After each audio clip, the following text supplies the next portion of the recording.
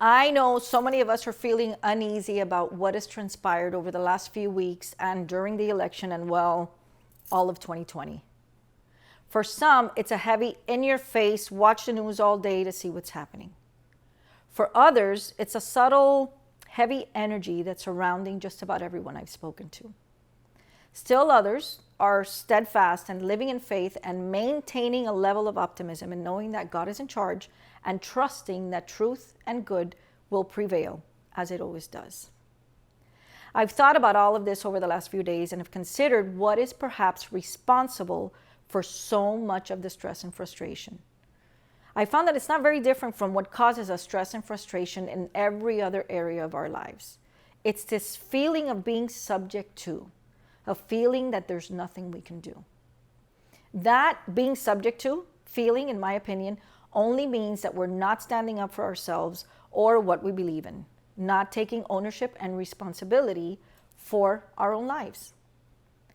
What I've noticed is that there's so much attention to the occupant of the White House. Forever, the opposite side of the aisle of whoever is president is constantly spewing criticism, even disrespect, which to me is unacceptable for that office.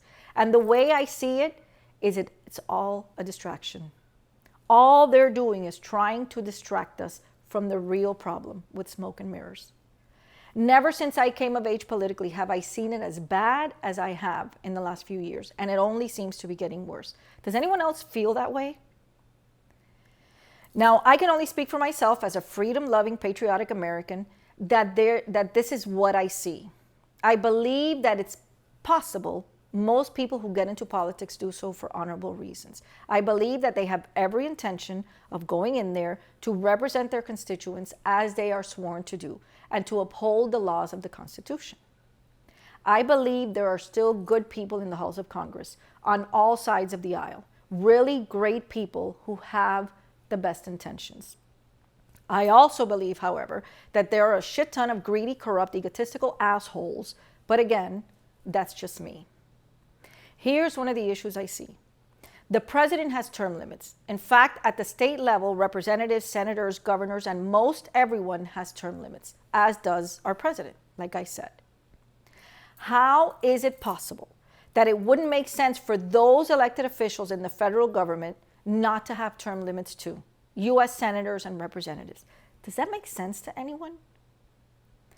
Bribery is illegal everywhere in this country except in the halls of Congress. Just because you call it a lobby instead of a bribe doesn't mean it's not the same thing. Does that make sense that they get away with that? Insider trading is illegal everywhere except in the halls of Congress. Manipulating legislation and buying and selling stocks accordingly is insider trading, folks, even if you don't call it that. Does that make sense? Writing laws that you are not subject to sounds more like an absolute monarchy than a constitutional republic. Does that make sense? In a nutshell, there is way too much ego, greed, corruption, and lawlessness in the halls of Congress right now on both sides of the aisle. When I've brought up the importance of guarding, protecting, honoring, and educating ourselves on our Constitution, the need to stand up for freedom, and the importance of protecting our republic in an effort to avoid what has happened in so many of countries that we all know too well, people have actually laughed at me and told me that what happened in Cuba and Venezuela and a lot of these other communists in the name of socialism countries can't happen here. They claim that we have a system of checks and balances. And I have to laugh, folks, because when those doing the checking and those doing the balancing are all corrupt with no accountability, it absolutely can happen here. In fact, I guarantee you that the people of Cuba and Venezuela at some point said to themselves, nah, it can't happen here. Ronald Reagan said, freedom is never more than one generation away from extinction. We didn't pass it to our children in the bloodstream. It must be fought for, protected, and handed on for them to do the same. Or one day, we will spend our sunset years telling our children and our children's children what it was once like in the United States where men were free. Never in my lifetime has this rung more true. Our very republic was born from the independence demanded because of the feeling of being subject to taxation without representation. You have to at least remember that from history. Now, I don't know about you, but I and so many Americans that I speak to don't feel very well represented right now. Our founding fathers didn't find it fair that a monarchy was creating laws they wouldn't be subject to themselves. And guess what? The halls of Congress are filled with egotistical, greedy, corrupt politicians who feel like kings and queens, like they are above the law and untouchable, writing laws they are not subject to themselves. The saddest part is that so many Americans are just sitting back and doing nothing about it. They're eating whatever the media is spoon-feeding them, more in tune with what's happening to the latest Bachelor or to the Kardashians than their own elected officials.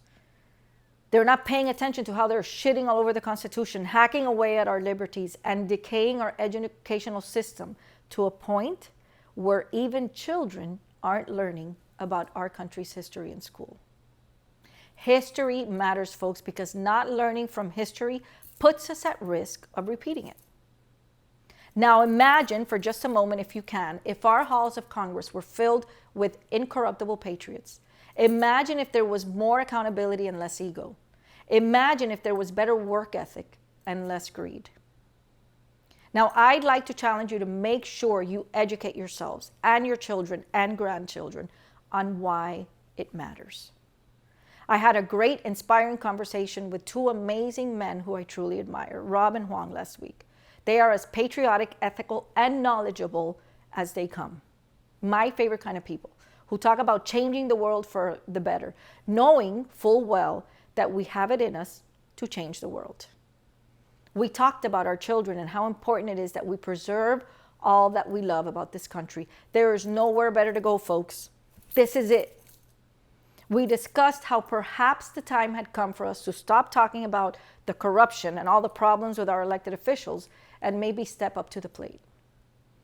Now, I want to urge you to get involved. And trust me, there are so many ways to get involved. I'm not just talking about contacting your elected officials and holding them to task. Make sure they are upholding the laws they were elected to uphold and that they are fulfilling the promises to represent you the way that they promised to. I guarantee you that if you check, 80% of them aren't.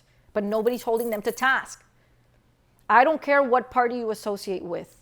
If you've been on the fence with everyone you know telling you to run, and if you are incorruptible, run for public office. Again, regardless of your party affiliation. Put yourself in a position to really be able to effectuate change. Stick to your guns. Remain steadfast in the protection of our Constitution and dare to outseat the corrupt politicians in your district. Fight for term limits. The words career politician represents someone who has limited or no chance of ever making the difference. So why would they bother taking up that space?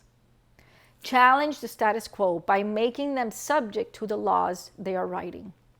Fight for the protection and the preservation of our constitutional laws, which were enacted and put in place hundreds of years ago to protect us from exactly what many of us understand is happening today.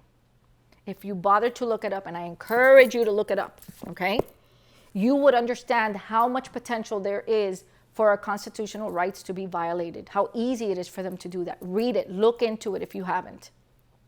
I think you'll be amazed by the brilliance of this document. Be principle motivated and dare to stand up for the country that you love, because I know that you love your country. This is how you turn the tide. Commit to making a difference, because you can, we all can, but we must start today if our republic is going to survive long enough for every generation that comes after us to know what it's like to live in a free America. In the words of the great Ronald Reagan, evil is powerless if the good are unafraid. Go out there and have a great day, folks.